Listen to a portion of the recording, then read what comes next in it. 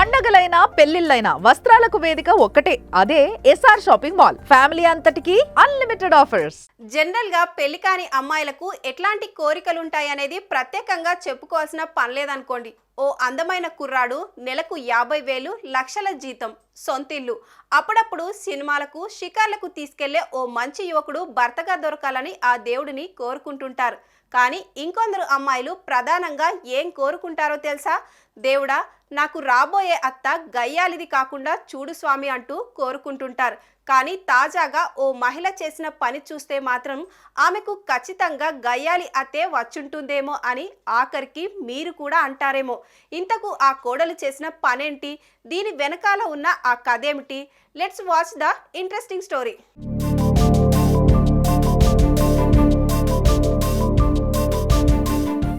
అది కర్ణాటకలోని కలబురగి జిల్లా అబ్జాలపుర తాలూకాలోని గతరగి గ్రామం. ఇక్కడే భాగ్యవంతి దేవాలయం ఉంది. ఇటీవల ఆలయ అధికారులు హుండీ లెక్కింపు చేపట్టారు. అందరూ చకచక హుండీలో వచ్చిన కానుకలను లెక్కిస్తున్నారు. ఈ క్రమంలోనే ఓ అధికారికి ఏదో రాసి ఉన్న 20 రూపాయల నోటును గమనించాడు. అదేంటా అని అతడు చదివి పగలబడి నవ్వుకున్నాడు. ఏం జరిగిందని పక్కనే ఉన్న అధికారులు సైతం ఆ నోటుపై రాసింది చూసి వాళ్ళు కూడా పొట్టలు చెక్కలయ్యేలా నవ్వుకున్నారు. పాపం ఆ మహిళకు ఎలాంటి అత్త వచ్చుంటుందో అని వారు చర్చించుకున్నారట. ఇంతకు ఆ 20 రూపాయల నోట్పై ఆ మహిళ ఏం రాసుంటుందనే కదా మీ డౌట్. వస్తున్నా, అక్కడికే వస్తున్నా.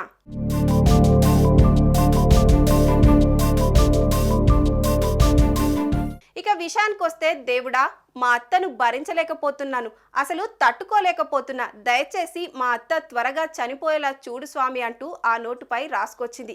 ఇక ఆ 20 రూపాయల నోటును స్వాధీనం చేసుకున్న ఆలయ అధికారులు ఫోటో తీసుకున్నారు. అనంతరం ఇదే ఫోటోను సామాజిక మాధ్యమాల్లో పోస్టు చేయడంతో క్షణాల్లో వైరల్ గా మారుతుంది. ఈ విషయం తెలుసుకున్న నెటిజన్ సైతం పాపం ఆ కోడలికి ఖచ్చితంగా గయ్యాలి అత్తే వచ్చుంటుంది, అందుకే ఇలా అత్త టార్చర్ భరించలేకే నోటుపై రాసి హుండీలో వేసిందని చర్చించుకుంటున్నారు. ఆ కోడలు చేసిన పనిపై ఇంతకు మీరేమనుకుంటున్నారో కామెంట్ చేయండి.